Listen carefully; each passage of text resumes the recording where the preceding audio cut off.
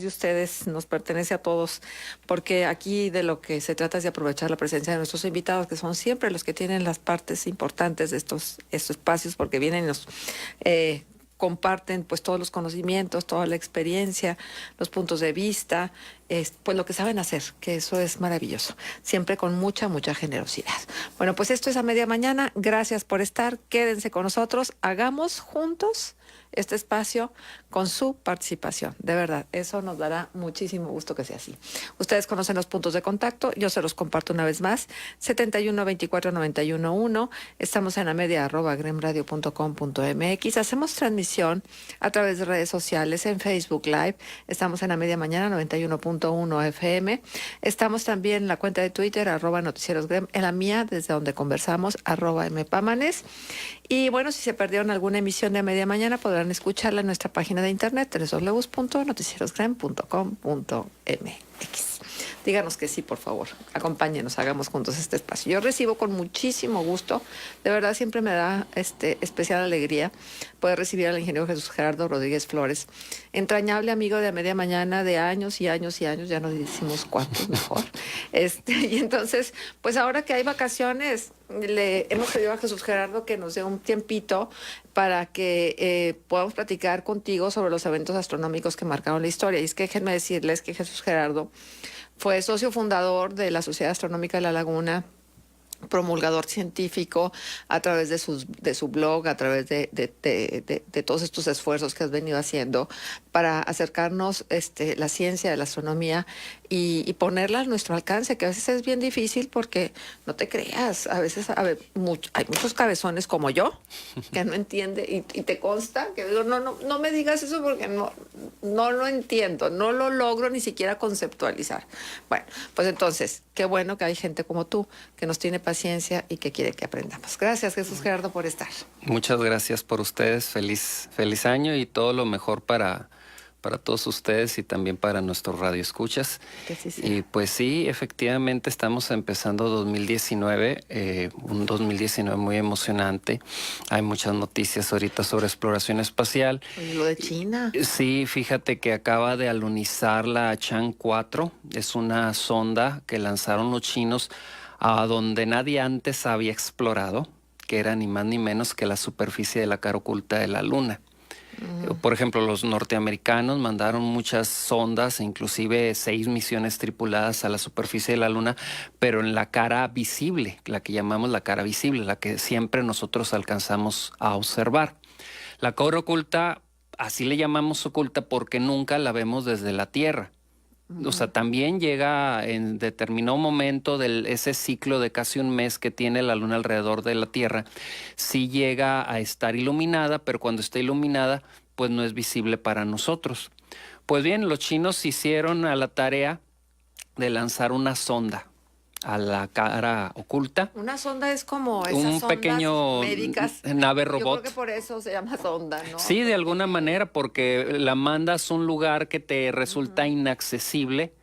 Entonces, ellos previamente dijeron, bueno, pues para operar esta sonda necesitamos lanzar un satélite en órbita de la Luna para que nos sirva como satélite de comunicaciones. Entonces lanzaron un satélite en órbita lunar, por decirlo de alguna manera. Luego lanzaron la sonda, la Chang 4. Ya habían hecho antes una prueba con otra llamada Chang 3, que descendió en el lado visible de la Luna. Pues ya finalmente el día de entre lo que es ayer y hoy, la sonda lunizó En el lado oscuro en de el la lado oculto de la Luna. Y estamos esperando nada más que sea cuestión de unos cuantos días para que libere un pequeño rover que va a estar explorando la superficie de la Luna. Se va a estar desplazando sobre la superficie. Es un vehículo robotizado que lo van a conducir desde aquí, desde la Tierra, y pues va a estar explorando la superficie lunar, analizando muestras de regolito, que así se le llama al suelo marciano, a las rocas rocas lunares. Y pues a ver qué información obtenemos. Oye, diferente con el que viajaron los primeros astronautas que alunizaron, ¿verdad? Bueno, lo que pasa es que si es un mini rover, es una cosa pequeña, haz de cuenta que fuera como un pequeño vehículo a control remoto, no con las dimensiones pues, de un vehículo tripulado. Recuerdas que los rovers lunares que llevaban las misiones Apolo, pues inclusive podía ir a bordo dos astronautas. Ajá. ¿Sí? No es la primera vez que hay rovers robotizados. Ya la Chang 3 ya probó uno con cámaras de alta resolución y todo eso hace un par de años. Y recordemos que la exploración de la Luna empezó gracias a los rusos. Los rusos, fueron los primeros que posaron en la superficie lunar un rover, en los llamados Lunghoot, allá por épocas en donde era la plena efervescencia de la carrera espacial. Eso no sabía, o no lo tenía registrado. No Sí, sé. pues lo que pasa es que obviamente que hemos conocido más de la exploración que han hecho los norteamericanos que la de los rusos, ¿verdad? Pero eso ha pasado. Igual la New Horizons alcanzó Ultima Thule, una especie como de asteroide que está más allá de la órbita de Plutón. Es el objeto más lejano que se ha explorado. Ya empezaron a liberar las primeras fotografías. Si ustedes visitan la página del portal Megacosmos, acuérdense que en Facebook ustedes le ponen portal Megacosmos, así pegadito Megacosmos, y ahí van a encontrar las fotografías que ya mandó la Chang 4 de la superficie lunar. Ahí están también una de las primeras fotos que la New Horizons tomó precisamente a Ultima Thule. Y van a encontrar enlaces a las últimas novedades, ¿no? También tenemos acaba de entrar en órbita ahora que empezó el año, entró en órbita del asteroide Bennu, la sonda Osiris-Rex, lanzada por la NASA. O sea, ¿cuántas sondas andan en el espacio? Ahorita hay un montón, muchísimas, cada vez son más. Inclusive los hindúes en India acaba de... está ahorita haciendo maniobras para que una sonda de ellos explore Marte. A ver, dime una cosa, ¿se recuperan esas ondas? ¿Regresan al planeta? No regresan. O sea, ya andamos ensuciando Sí, pero fíjate que hay excepciones en cuanto a eso del retorno. Por ejemplo, los Osiris-Rex, que ahorita acaba de entrar en órbita del asteroide Bennu, esa sí va a mandar una sonda de regreso, porque va a traer las primeras muestras de un asteroide aquí a la Tierra. Se das de cuenta, la sonda entra en órbita del asteroide, va a llegar un momento en que va a descender tanto que va a poder extender un brazo robótico, y con el brazo robótico, estando en órbita, esperan recoger muestras de las rocas del asteroide, las va a meter en un contenedor, y cuando pase por las inmediaciones de la Tierra, la va a hacer descender a la superficie. A ver, dime, ¿eso se maneja a distancia? Todo es manejado con telemetría. No. Sí, y los japoneses están haciendo lo mismo, ¿eh? Tienen una sonda alrededor de otro asteroide, Hayabusa 2, que también lanzaron dos pequeños mini rovers a la superficie del asteroide para explorarlo. Oye, pues ¿qué tiene en la cabeza? O sea, esa materia prima que es la inteligencia, qué barbaridad. O sea, ¿cómo?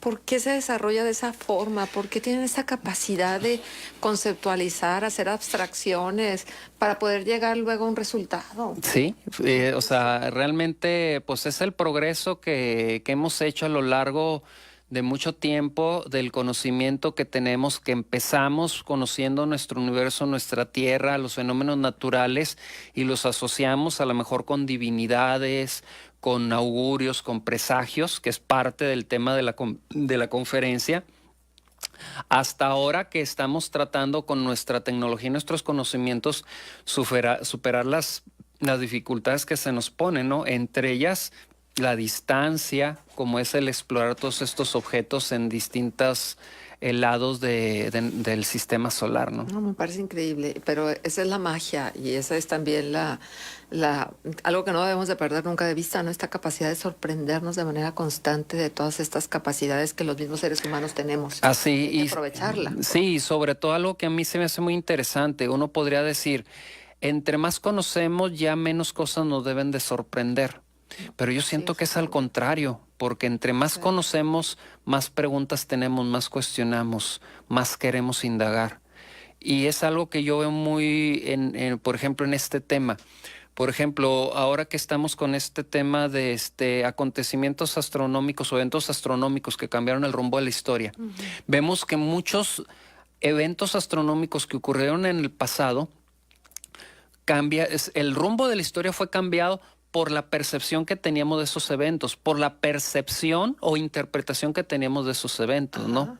¿Qué es lo que llegó a pasar? Por ejemplo, uno de esos primeros eventos que tenemos es inclusive narrado por el padre de la historia, por Heródoto de Halicarnaso, que fue de los primeros que se suponen que empezó a hacer una redacción de la historia de nuestro planeta, de las civilizaciones que tenía a su alcance. Entonces, él tiene un libro que es clásico, que son los 9 libros de la historia. Y en su primer libro, él menciona una guerra que ocurre entre dos grandes imperios que hubo en Asia Menor. ¿Dónde está Asia Menor? Para que nos ubiquemos. Asia Menor es la antigua Anatolia, esto es Turquía. Son aquellos territorios que abarcan ahora lo que es Turquía, Irak e Irán. ¿Sí? Entonces, en esos territorios había dos grandes naciones en aquel entonces. Una era el reino de Lidia. Ujú. Ese reino de Lidia era el que se encontraba en el lado de Occidente, o sea, del lado de Turquía que mira hacia el Mediterráneo, que era Ujú. vecino de los griegos. Ujú. Y el otro era el reino de Media, de los medos. Esos dos imperios eran imperios en expansión. Estamos hablando de allí del año 580 antes de Cristo. Estamos hablando Ujú. 6 siglos antes de nuestra era. Entonces tenían reyes muy poderosos, muy poderosos. Por ejemplo, el reino de Lidia se expandió bastante, inclusive hizo vasallos suyos varias ciudades imperio griegas, como fue el reino jonio de Mileto. Ujú. Y por otro lado, el reino de Media hizo alianzas muy importantes, inclusive con Babilonia. Bueno, nos ¿Sí? vamos a quedar ahí, le vamos a poner puntos Órale, suspensivos, tenemos que ir pausa. a la pausa comercial, regresamos enseguida, está con nosotros el ingeniero Jesús Gerardo Rodríguez Flores y ustedes lo están escuchando. Es un gusto luego encontrarte con personas con tantos conocimientos y con tanta capacidad para compartirlos. Vamos a la pausa, regresamos.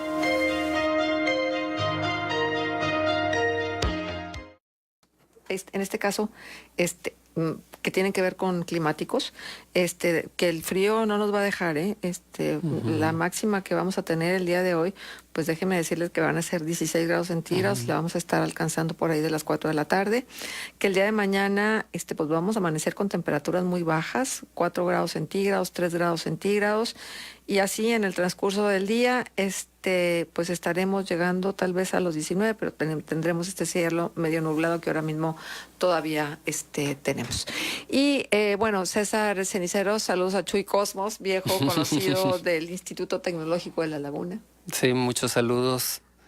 Tenemos mucha gente por ahí que saludar. Obviamente, a veces el tiempo nos falta, pero por ejemplo, un gran amigo también de los tiempos del Tepos, Mario, que últimamente recuperamos nuevamente el Ay, contacto eso es muy gracias al lindo. Facebook. Claro. Y pues fue de los primeros que con mucho entusiasmo digo, no, ahí te voy a estar escuchando. Bueno, pues Mario, qué bueno que nuevamente estamos reanudando ese Sí, contacto, qué ¿no? bueno, me da muchísimo gusto que sea así y nosotros también, qué bueno que renovamos este Ujú, contacto contigo para seguirte escuchando. Entonces, todo esto, toda esta ubicación en la historia, hablarnos de la grandeza de estos reinos, de sus grandes posibilidades, es para decirnos que con todo y sus grandezas, ujú. volteaban al cielo y si veían Y, algo, y el van cielo les movía el pateando, tapete. van pateando los caballos. Sí, el cielo les movía el tapete, ¿eh? Porque mira, por ejemplo, estos dos reinos eran muy poderosos. Por ejemplo, el reino de Media, que era el que se encontraba un poquito más hacia el oriente, lo que es Irak, Irán, Ujú. hizo alianzas con otro reino muy poderoso, Babilonia. Es más, y en aquel entonces las alianzas se hacían mediante matrimonios. Ujú. Por ejemplo, el rey de Media, que era Ciaxares, dio a su hija Amitis como esposa al rey Nabucodonosor segundo. Ay, al famoso Nabucodonosor. Amitis, la princesa Amitis, que es muy desconocida para nosotros, le debemos mucho.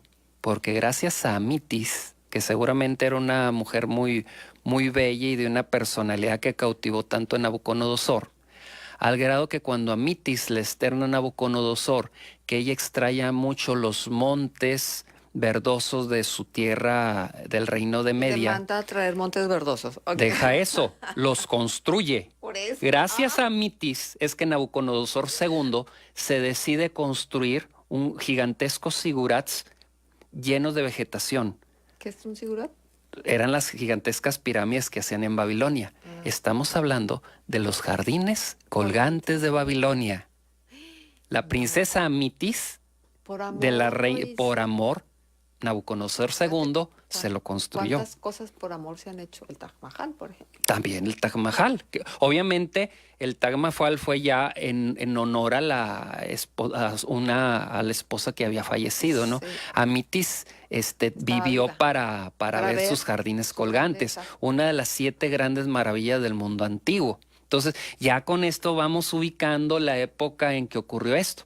Pues bien, estos dos reinos tan poderosos, Lidia y Media, llega un momento que se enfrentan porque los medos invaden territorio lidio y se enfrentan durante varios años. Y hay unas victorias para unos y unas victorias para otros. Pero la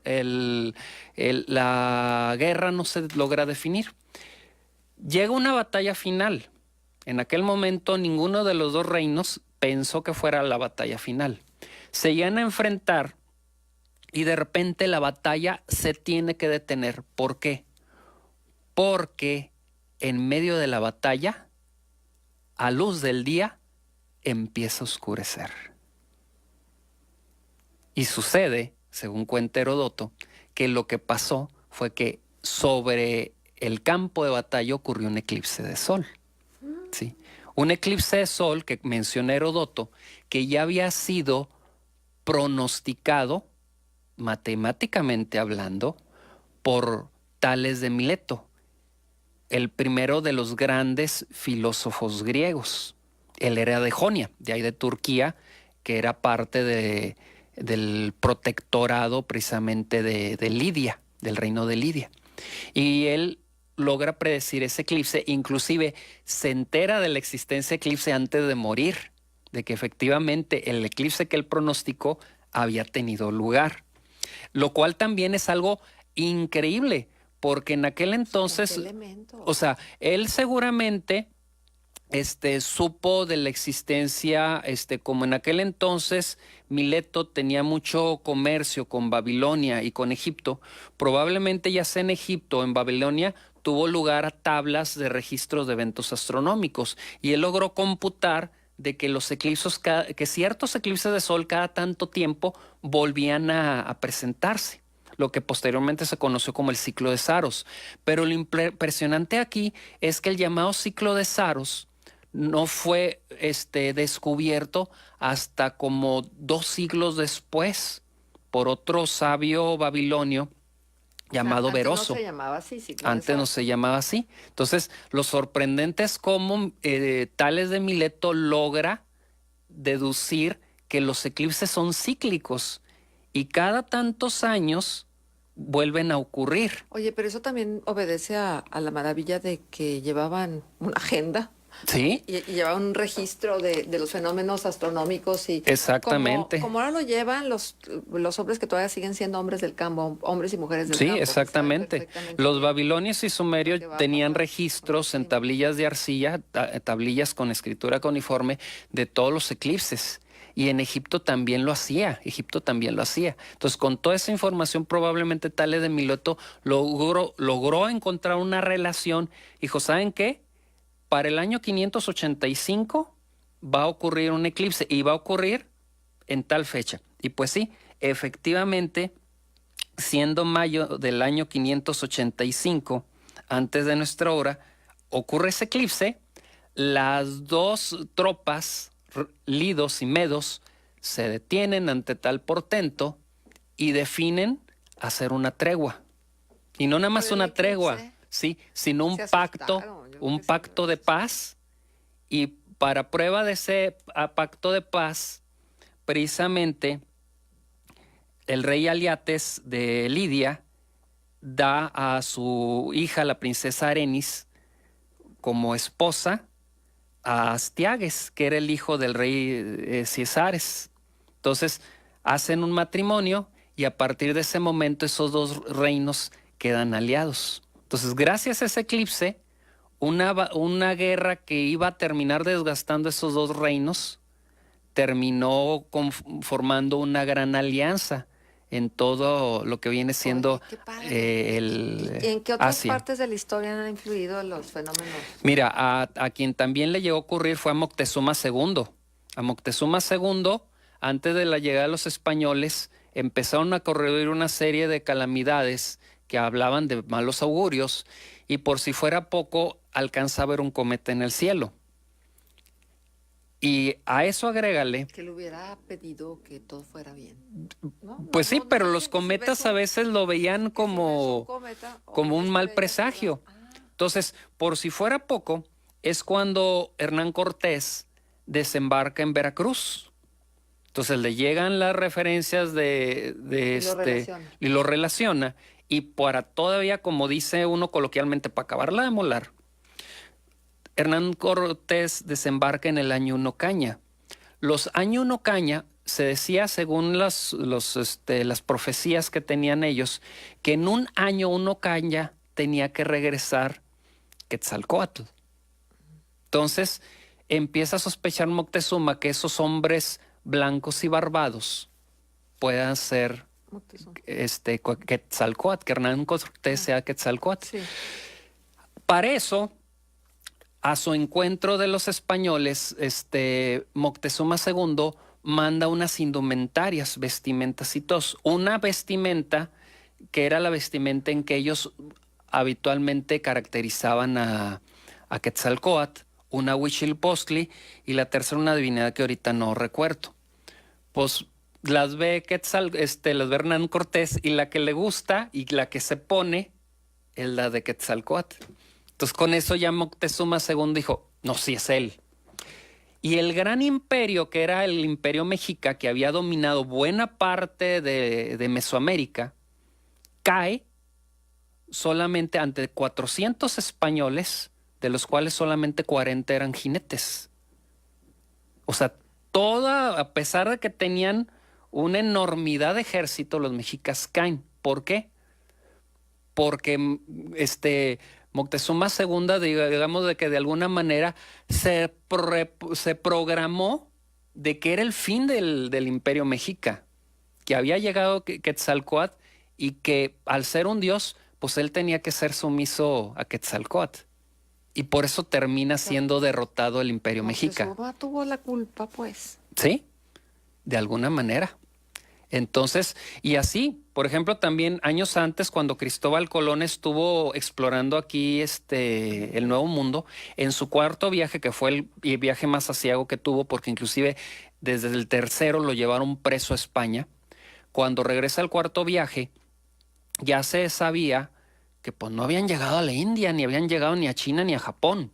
Habían llegado a otros territorios y andaban buscando la salida al mar para ahora sí llegar a las Indias. Entonces, esa salida la busca Colón. Inclusive baja desde las islas de Cuba y la Española a explorar Centroamérica.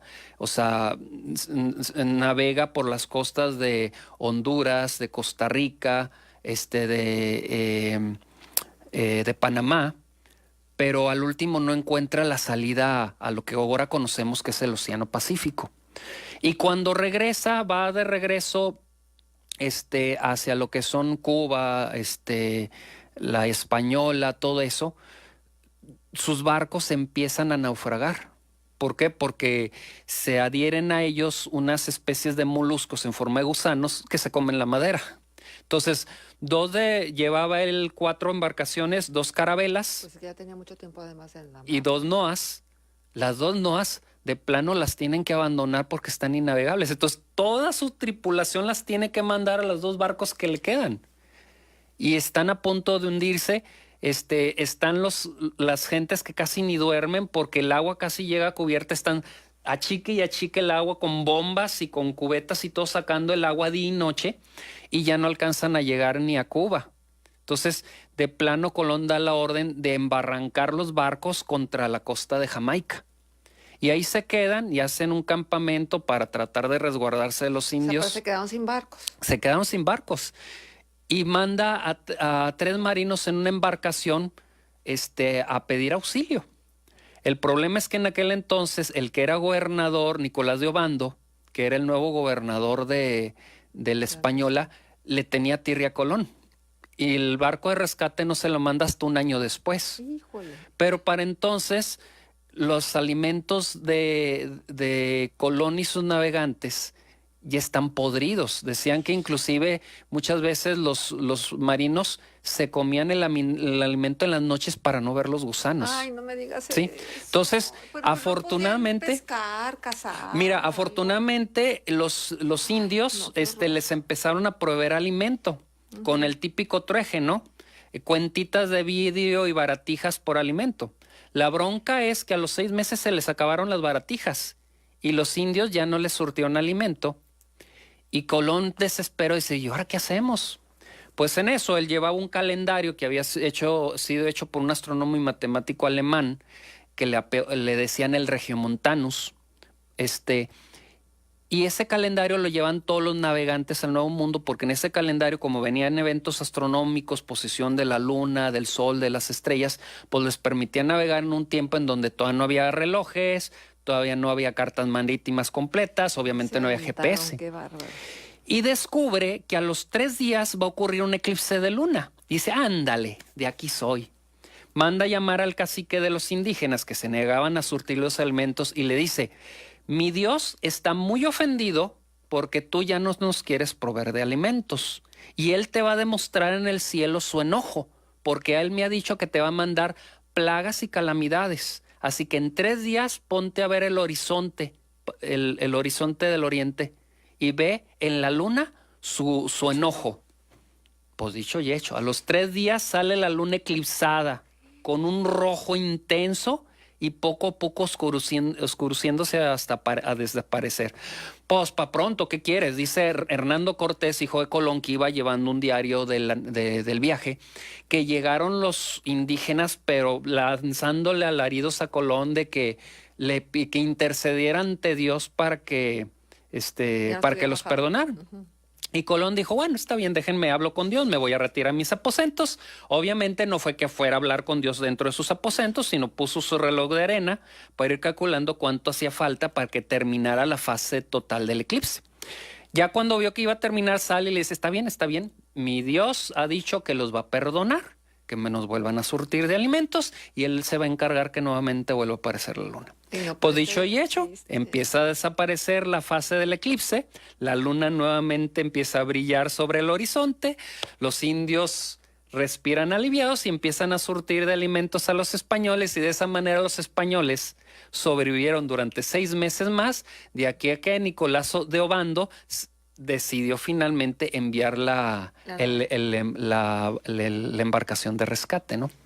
Pero de esto y más vamos a hablar en la conferencia que vamos a tener en el Museo Acertijo el martes 8 de diciembre. Este martes va a ser de 7 a 8 de la noche. Ahí los esperamos porque vamos a hablar de más.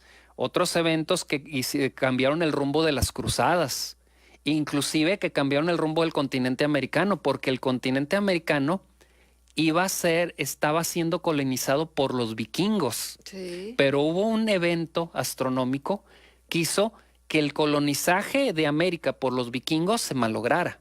Hombre. Entre otras cosas más que vamos a hablar ese día. Ay, qué maravilla. Qué padre.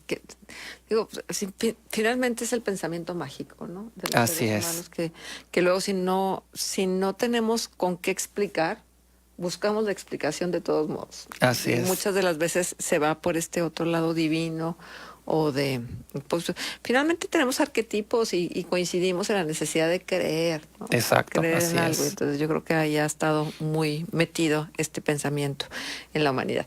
¿Qué puede comentar de la misión de la sonda Cassini de la NASA? Pues la sonda Cassini fue una de las sondas más exitosas que tuvo la NASA. Estuvo explorando Saturno durante, pues yo creo que fueron como 12 años. Inclusive lanzó una sonda a Titán, la luna más grande de Saturno, Titán es una luna muy interesante porque es prácticamente la única luna que tiene atmósfera. Entonces, la sonda logró obtener fotografías de la superficie de Titán y obtuvimos imágenes impresionantes de sus satélites, de sus lunas e inclusive de sus anillos. Sí. Entonces, simplemente es cuestión que le googleen, ahí nada más pongan Cassini, NASA, y pueden ver muchas de las imágenes que hay de la sonda.